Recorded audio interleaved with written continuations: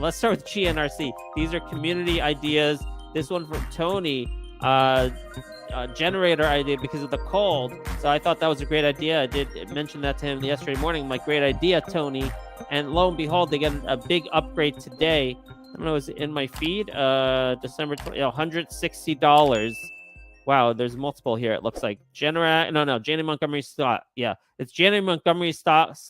$160 from 90. It's already up 3%.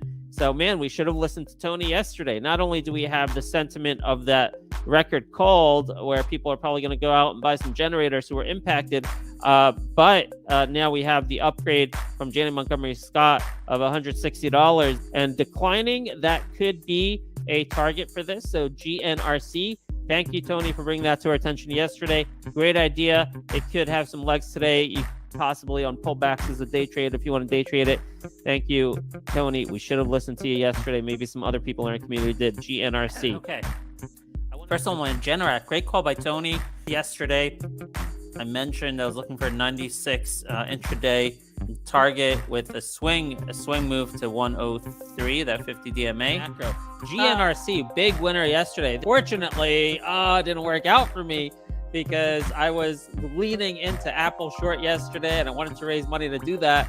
But anyway, it worked out, right? So often this happens, like our ideas in the morning, we got the catalyst, we look at the fundamentals and the charts and we pick the best one. This was the one I had most conviction in, but didn't work out for me. But still, I've been saying swing target 103. I think that's still in play. That's the 50-week moving average, 50-day moving average. You can see right there, right around 103. So that worked out, as the ideas often work out on this morning show. So congrats if you stuck with it through the volatility. That's the key. Can you stick with it through the volatility? That's hard for me too, guys.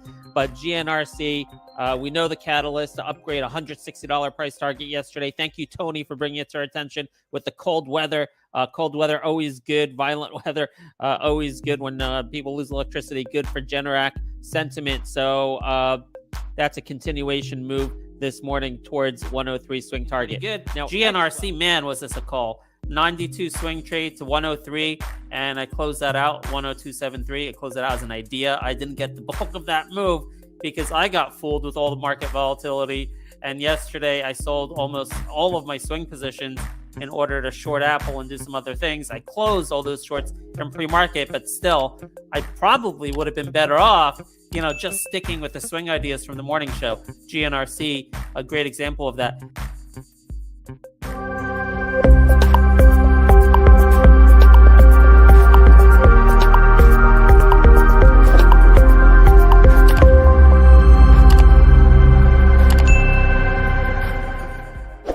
We have Meta, Facebook, with a nice sentiment over here because news is they're going to be having some layoffs over at Meta platforms, and sometimes that can be a catalyst. Meta with that good news, up 6%. We said that's a good stock to day trade today if you're into that sort of thing, and buying the dips in Meta did work. Meta, I mentioned yesterday morning, that the sentiment change with they're going to be firing people. That's usually a good catalyst to cause the stock to reverse direction. And I think that has legs. I think that story has legs.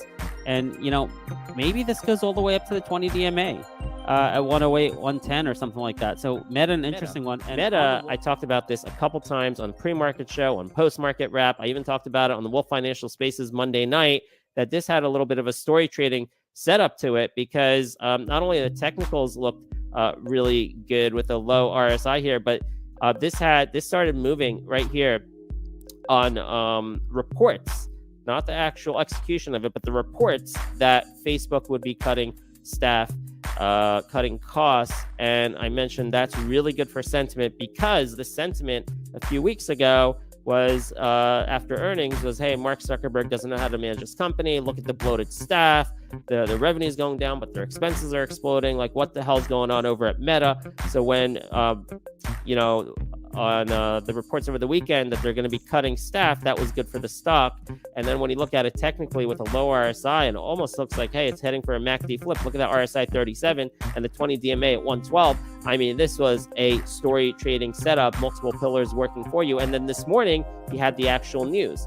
Now, sometimes you get like a sell the news event, but I think this is so oversold, and the technicals are so good in terms of the RSI being low and the MACD flip and the 20 DMA possibly being a magnet, that you're seeing the stock move up on this official report. And you can look at it in the news feed, cutting 11,000 jobs, and they're going into CapEx, reducing OpEx.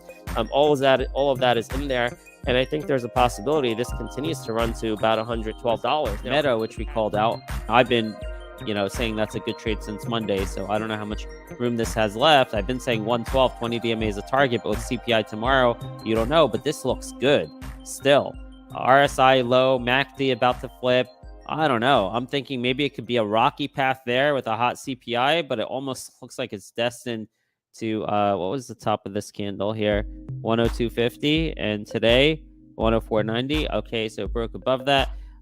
Yeah, I think it's kind of destined. Just keep in mind that 20 DMA is a declining line. So if you get some chop over the next few days or couple weeks because of a hot CPI, and then you hit your 20 DMA, that 20 DMA might be 103, 105 in a few days or next week. So that's talking about the last couple of days because they've had relative strength the last few days. Even as the market was dying, Meta was doing really good. I've been consistently banging on the table here since the open on Monday, that with a $112 price target for Meta. The sentiment is turning around this story. The technicals really good still. The RSI low, the MACD flip, the 20 DMA at 112. I mean, everything is just perfect with this.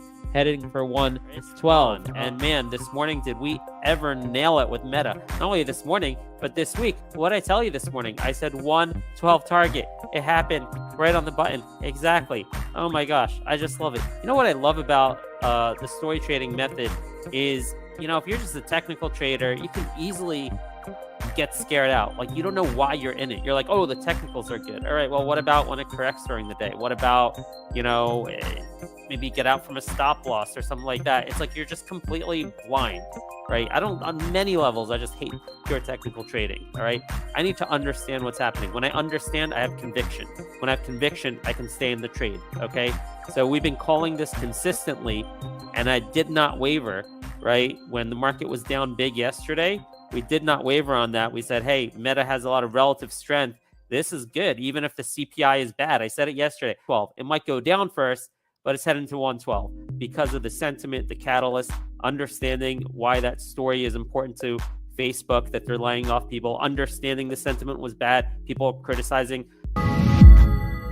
Now, the one we killed this morning, unbelievable, Lantheus. What's the math here? 137 beats 96 cents. So it's a 40-cent beat for the quarter. But if we have estimate for the full year, I'd rather use that. So if you go into the report and dig deep in here, which is what I did this morning, you'll see they guided 495 for 510. So I looked up the Yahoo Finance analyst estimate. So the average estimate was, guess what?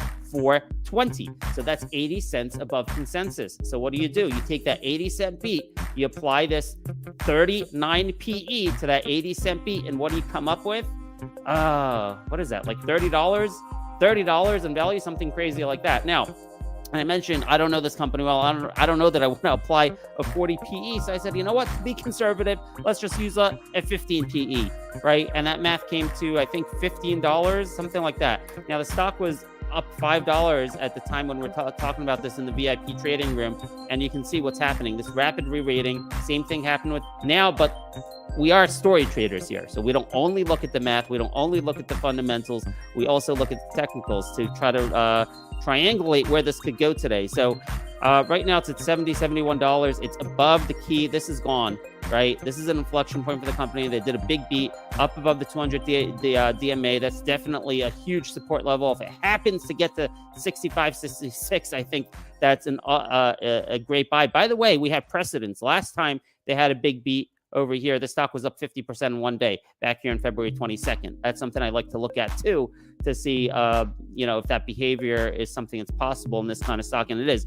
So in any case, above all the key moving averages now, this is the weekly, about $74, $75, and now that's confirmed with the pre-market resistance. So that's your resistance, $74.75, and then I think those all-time highs are in play, up there to 84. Probably not today. You never know, though. So this is definitely in the realm of possibility that we have that first resistance at 74.75, and then this could be a swing play to 85 plus.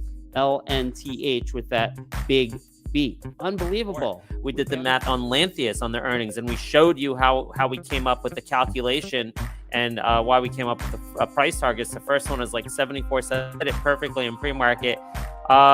Didn't get to the second one, so it wasn't a full move, but man, we were telling you about this at, what was it, $64, $65 this morning, and it flew to like 74, closed at 70, based on what? Fundamentals, based on our belief system that the market is efficient, and you're going to see rapid re-ratings when you have new information today that was not in the market yesterday. That's the whole basis of story trading.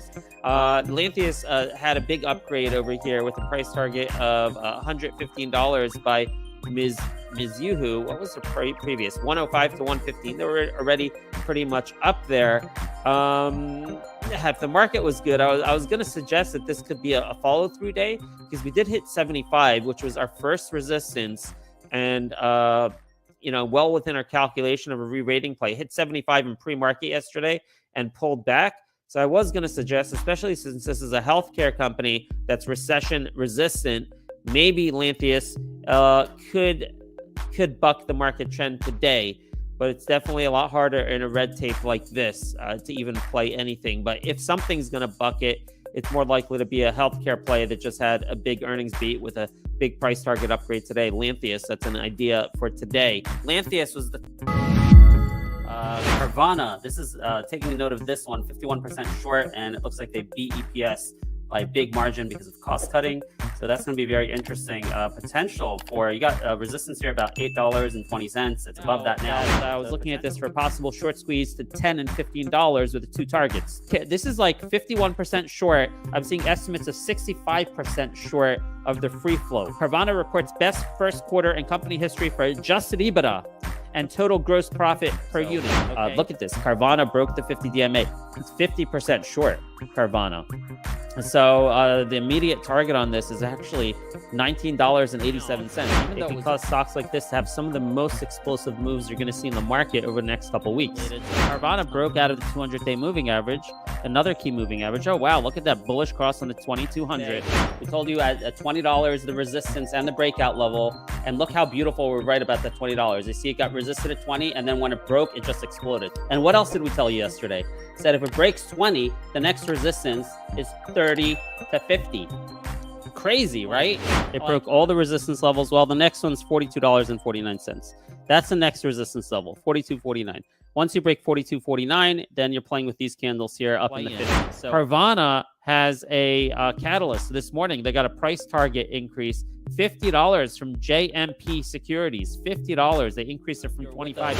Since early May, if you're a VIP over at Story Trading, we noted the inflection point of the fundamentals at $10.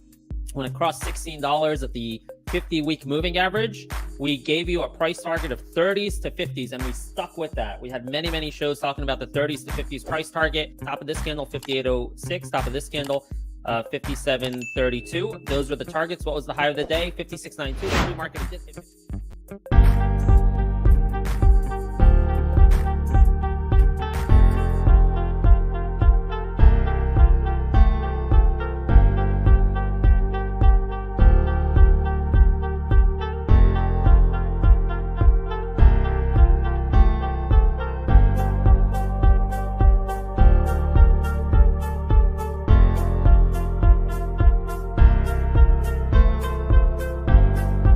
It's not easy to understand why stocks go up and down, but even in volatile markets, there's always a discoverable and logical reason behind price action. Story Trading is a social investing community of investors who share information to uncover the hidden stories behind the trade through the 4 pillars of fundamentals, catalyst, sentiment, and technicals. All price action can be understood through the lens of these pillars, allowing for a holistic view that empowers better decision-making. Only by understanding markets can you beat them. Join our community today and start making sense of markets.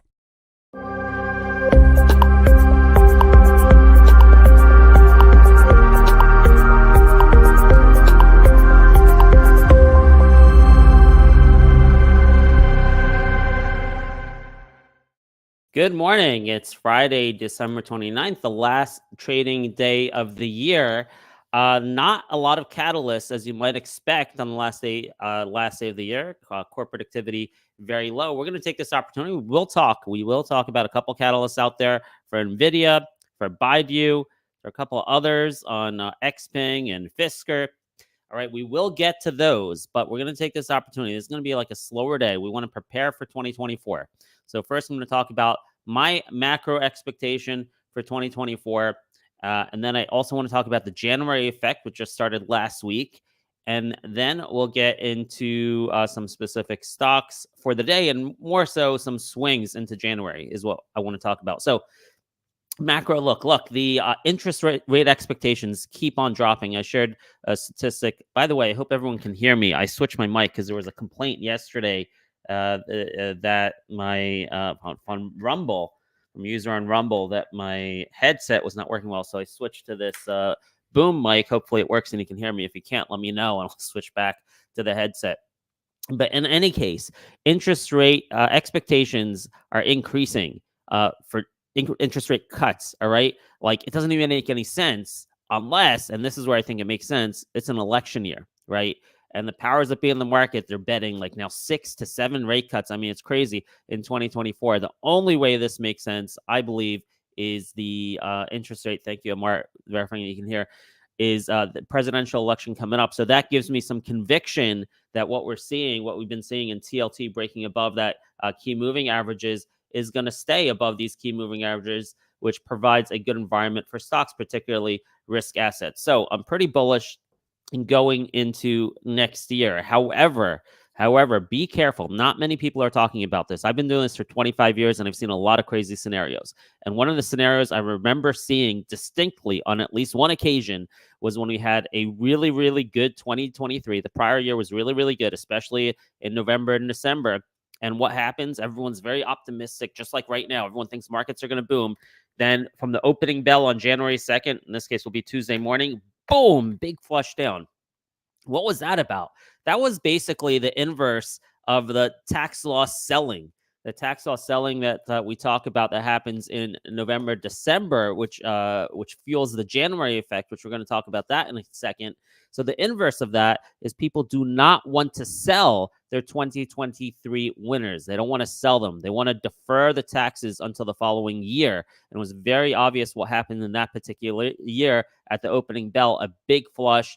Those people were just waiting for the first chance to sell and pay their taxes either in Q1 or in the full year 2024, depending on what kind of entity they are. So beware of that. No one's talking about it. I plan on taking some action to, in case that happens. I plan on having some cash. I will have a little bit of a hedge, puts, Inspire, QQQ. I'm going to arrange all that today. So it may not happen. All right. May just keep on booming, but it could happen. I've seen it before. I'm drawing on my 25 years of experience. So just beware of that. Okay. And then January effect. Again, before we get into these specific stocks, someone asked me about a stock here. They said FSR. Fisker had some news this morning. All right. And is like, what do you think? And I'm like, well, this is an ideal kind of stock for the January effect. The stock that's been beaten down all year. All right. You get that artificial selling that takes a stock below its fair fundamental value. And I'm not saying FSR is one. I'm just talking, this is an example of what could work out. And then what happened this morning? You had a catalyst. So let me describe this. At StoryTrading, we have 4 pillars, which we played earlier. Fundamentals, catalyst, sentiment, and technicals. Actually, in order, it's catalyst, sentiment, fundamentals, and then technicals. We have 4 pillars. We look at stocks holistically to understand price action. And the more pillars you have in play, the greater chance that your trade will work out. If you're trading only on a headline and you completely ignore fundamental sentiment and technicals, you may not do so well. And the same goes for fundamentals and technicals. If you're only a technical trader, you might be right. If you're great, 55% of the time, 60% of the time, if you're super, right? But do you want to increase your odds? You want to be right 70% of the time, 75% of the time, you incorporate other pillars. What's the impact of catalysts on fundamentals? What's the impact of catalysts on sentiment? Then you come up for a thesis. Is this have now an upward bias?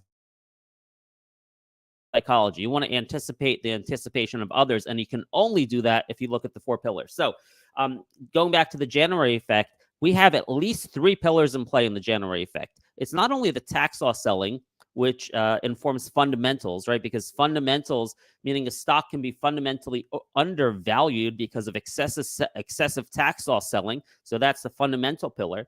You also have catalyst and sentiment. Let me explain those a little bit. And we're seeing this a little bit right here with Fisker. Look at this press release they had here. It's Fisker started making its first deliveries. The company will announce a plan in January. Okay, here we go. Oh, I can't highlight on Webull. The company will announce a plan in January to boost sales and deliveries. Okay, this is the catalyst portion of the January effect.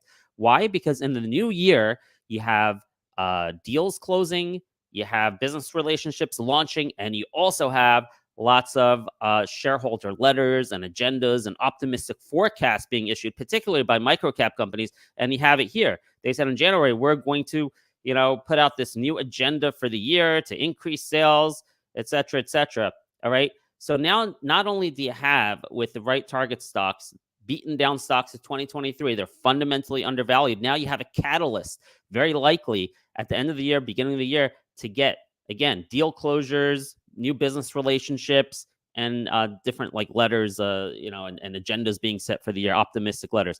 And then you have sentiment.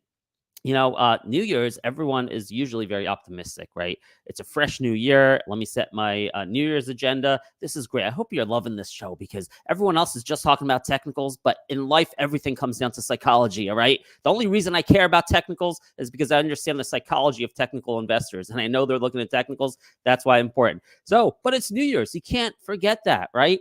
People have a sentiment in New Year's that I'm going to be optimistic. It's a great new year. This year is going to be much better than 2023. So it's a positive. That positive sentiment bleeds into the stock market, and that positive sentiment is very important, much more important for microcaps and risk assets than they are for the larger companies, because these stocks have an upward battle all the time. It's very hard for a microcap, a small company, to become successful. So it's usually pessimistic sentiment most of the year round.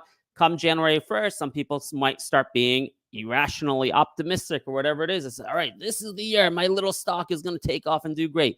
So that's the sentiment portion of the January effect. So you have the sentiment, you have the catalyst the company may be putting out there. So that's what's happened with FSR this morning. And again, you have the fundamentals of the excessive selling due to tax loss selling. So these are the things we're going to be focused on. Is look, I have a bias going in 2024.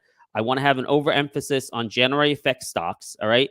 And I want to be potentially prepared for a big flush sometime next week for those folks, maybe even right at the opening bell Tuesday, for those folks who want to defer their taxes in the 2023 winners. Now, I'm not going to have any qualms at all or any worry about holding certain stocks. Let me just show you 3 January effect stocks I'm in right now that I'm going to hold on tight and actually increase my position on yesterday. Drio, Veru, and Air. And actually, we're going to add Baba to that list too. Okay, we'll look at that in just a second. All right. But these are 3 stocks that January effect stocks, beaten down 2023, tax loss selling, and we have catalysts that we know of that are upcoming. Okay. In Drio's case, we're expecting the launch of Aetna. Look at this beautiful chart. Add a 4th pillar to Drio. Look at how it's riding that 20 and 50 DMA. That looks gorgeous on Drio. And we're looking for an announcement from Aetna as early as next week. Aetna is launching for Drio. That's a tens of millions of dollar contract potential on a $48 million company. That's a January effect stock. I have no qualms about holding this even through a potential market correction. Vero, another one, next Thursday. This is a GLP-1 competitor, little biotech company. Whoa, what happened this morning? Do we have any volume on this? Okay. In any case, they have an event coming up on Thursday. They already got their offering out of the way. No risk of an offering. That drop there was an offering that happened post-ER. So event next Thursday. There's a GLP-1 space at Lilly and Novo Nordisk, those injections that help you lose weight. They have one that they think is better, that has fewer side effects than the ones on the market right now. Next Thursday, they have an investor event talking about how they're going to accelerate the development. I think they're in phase 2 now on that. So they're going to be talking about how they're going to be accelerating the development of that drug. Okay, positive sentiment, catalyst. Now you have these technicals turning towards the 20 and the 50 DMAs. Those are my targets for right now, 85 cents to 90 cents. And then above that, potentially, you can make it to about $1. I don't know about that 200 DMA. We'll see. But I've been accumulating shares of VERU. That's a January effect play. DRIA we talked about. And then AIR, actually, I think may have had some tax loss selling in 2023. Look at that. A lot of people may be underwater here, or they were underwater here. Let's see what the tax loss selling usually starts in late November, December. People bought higher, man. People bought in the 30s and the 40s and the 50s. So there was some tax loss selling there, and we have earnings coming up for AIR soon. They didn't announce a date yet. It usually happens in the first or second week of January. Might be even next Friday. All right. So could have a January effect impact on AIR. So all of these are stocks I'm holding, looking for that outperformance on DRIA, Veru, and AIR. All right. I need to add BABA to that. Now, BABA, let me see. There's a chart here that I found on social media that shows the January effect. Doesn't talk about the psychology of it, but just shows the January effect. Okay, let me zoom in here. Okay, it shows you every January performance over the last 7 years. And look at this, 19%, 19%, or 20%, 24%, 9%, 16%, 17%, 38%. This is from the close of today to the high of January. And it's interesting, the high of January is around the same date all the time, around January 20th. Well, it's in between January 17th and January 23rd. The average is January 20th. So on average, a 20% return, and there's been a positive return 100% of the time. Is that, I don't know when they went public, Baba. I don't remember if there's more data past 2017. This data is only from 2017. Now, just because it worked 7 years in a row doesn't mean it'll work this year. All right. So you got to be careful. You got to manage your risk. Okay. So BABA, we're adding to January effect. And let me just make sure. Let's see if there was tax loss selling in BABA. Let's take a look at this. All right. We're going to go to our 1 year chart on BABA. Yep. Okay. There's been tax loss selling in BABA. All right. So January effect, we're adding BABA to that list. I'm going to be adding BABA today. I'm going to be adding BABA call options, probably January 19th, BABA call options today as part of this January effect trade. Now, going into today, I got to tell you, I'm not trading much today. Well, I will be making trades, but most of my trades will just be to reallocate and position for next week in 2024. We saw yesterday, we made another great call in Zevra. All right, it hit our target to the penny. Actually, our target was 644, hit 648. So I did bail after I saw it pull back from 644. I got really good fills on that. So Zevra worked out really well. By the way, Zevra may not be over. We'll talk about that in a bit. But what didn't work out were those big cap plays: Apple, Microsoft, and Tesla. Tesla, I got stopped out of early. That didn't work out. But even Apple and Microsoft on the catalyst yesterday, which were a nice catalyst, didn't work out. There's no volume. Hedge fund managers are not around. Bob was around since 2014. So probably the data, thank you, Amar, from 2014 to 2017, maybe it was not great. Maybe it was that's why it wasn't shared. So there's not 100% guarantee. But anyway, Microsoft and Apple didn't react great yesterday. Volumes are low. People are on vacation. So, we have catalysts out there for NVDA and BIDU, and I'll talk about them now. And I might play them a little bit, but I'm not so keen to do trades today with the idea of banking today. I will do the trades. I will reallocate. I'll get a position in BABA and have some cash into next week, have some hedge. So I'm going to be doing a lot of jostling around today. Maybe take a little bit in BIDU and NVIDIA. Why? Here are the catalysts. Okay. But again, my expectations are low because the volume is low and the performance that we didn't see with Microsoft and Apple yesterday. NVIDIA last night, announces that they've come up with a new chip to circumvent the ban that U.S. has, and they've been working on with the U.S. on this. So this is a gaming AI chip, something like that they're going to be able to ship to China. NVIDIA has been flirting with trying to break out to new highs. You can see 505 and the psychological level of 500. Potentially today, it could do that. All right. NVIDIA on this catalyst, we can maybe potentially break 500, make a move towards 505. So that's on the radar at the top of the list. BIDU. Okay, man, a lot of good news coming out of China recently. I've noticed a lot of catalysts, and we just went through that Baba chart. So Baidu already breaking out here this morning. Last night, they said their chat AI product reached over 100 million users. That's a nice catalyst, and the technicals look good, actually. So let's zoom into this over here on Baidu, and we cleared this candle here. You see that? That's beautiful, 117.67. The next candle resistance is 118.74. We're already above that in pre-market. So I got to zoom out a little bit, and I think this is the area we're working in right here. It's the 120 to 126 area, I think, is in play as a swing play catalyzed by today's news. 120 to 126. I'm not saying it gets there today, although it could. All right. But this is something that looks good into next week. So Baidu, 120 to 126 swing target on today's news. All right. NVIDIA, 500 plus swing target. A stock like NVIDIA, I worry about those swinging into next week, because a stock like NVIDIA is one that there could be people sitting on huge profits this year, and they haven't wanted to sell because they don't want to pay the taxes. So you could see a flush on Tuesday. I know a lot of people disagree with me, and I could easily be wrong. All right. I just want to respect that possibility. Thinking about the risk manage. If I only think about the upside, I'm not going to manage my risk. All right. If I only think about the upside, oh my gosh, 100% chance, everyone's excited. You know, January is going to explode. Look at this chart, double, triple top. Now we got a catalyst. It's going to 520. Oh my gosh, right? Then I might go like 80% in NVIDIA, and I might lose my shirt. So I want to be aware of the possible downsides. I want to be aware that people may be sitting on huge profits on NVIDIA, and they might just be hitting the sell button like crazy on Tuesday morning. I may be wrong, but I need to think about that in order to stay within my allocation rules. Okay. So NVIDIA, be aware of that. Good catalyst today. Could be making a move today along with Baidu. Let's talk about Zevra. It's up 5% in pre-market. Not really. The bid is 580, although I saw the bid higher this morning. Some nice action. Wow. So NVIDIA, Zevra, we called perfectly on this NDA submission. I mean, to the penny. We gave you the alert at $5 if you were in our VIP chat room. If you saw the free show, by the time the free show came up, maybe it was $5.15 or $5.20, something like that. We gave you a $6.44 target. I played this one perfectly, thank God. I made about 25% on average on the shares, and I made on some of the contracts, I made 300%, but my average return was probably 150% because I was selling on the way up $5 calls. But the story may not be over here. You know, look at this. A couple things I want to point out. Look at that volume candle. Volume was huge yesterday, and together with that volume, the social media footprint has been huge. This stock usually doesn't get a lot of attention, but it was trending on StockTwits last night. There's still a lot of activity there. Some good pre-market action here, and you have a major short position. Check this out. You have 8-10 days to cover.